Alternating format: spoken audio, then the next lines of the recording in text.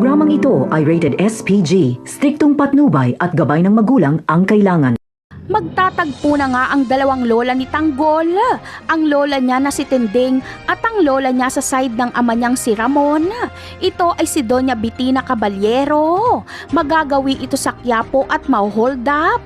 Mabuti na lang ay nandoon si Tinding para ipagtanggol ito. At dito hihingi si Tinding ng tulong para makalaya si Tanggol. Ngunit ano nga ba ang nangyari noon? Bakit nagbabalik itong si Doña Bitina?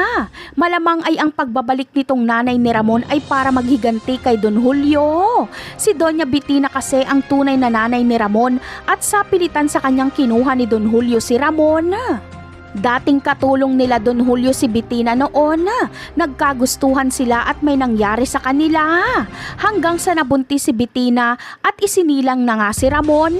Ngunit nadiskubre ni Bitina na iligal pala ang mga gawain nitong si Don Julio kaya natakot siya. Binalak niyang tumakas kasama ang anak na si Ramon. Ngunit sa kasamaang palad ay nahuli siya ni Don Julio. Nakuha ni Don Julio si Ramon pero nakatakas si Bitina. Nagtago ng matagal si Bitina dahil pinapahanap siya ni Don Julio para paslangin dahil nadiskubre niya nga ang mga iligal na gawain nito. Nagtago siya ng matagal at nagpayaman. Ngayong kaya niya nang harapin si Don Julio ay maghihiganti siya dito. Sinadya lang talagang sabihin ni Don Julio kay Ramon na ampun lang at nadampot niya lang ito. At nang sa ganon ay hindi na ito maghanap pa kung sino ang kanyang ina.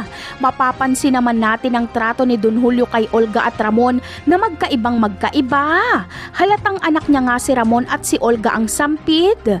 Siguradong ikakagulat ni Don Julio kapag makita niya si Bitina. Napakarami pa nating dapat abangan sa mga susunod na episode. Paalam!